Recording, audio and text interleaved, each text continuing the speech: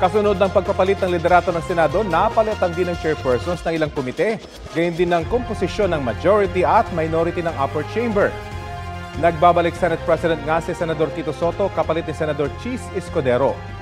Si Senador Ping Lacson naman ang bagong Senate President pro tempore kapalit ni Senador Jinggoy Estrada.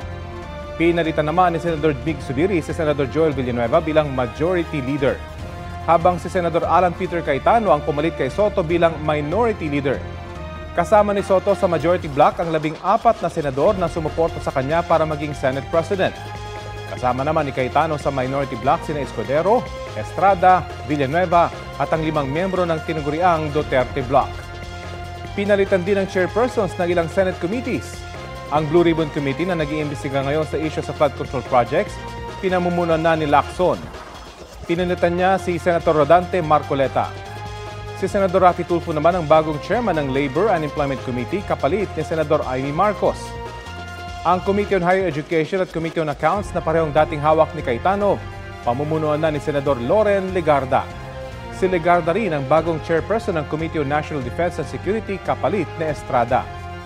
Si Senador Risa Ontiveros naman ang bagong chairperson ng Committee on Health kapalit ni Senador Bongo.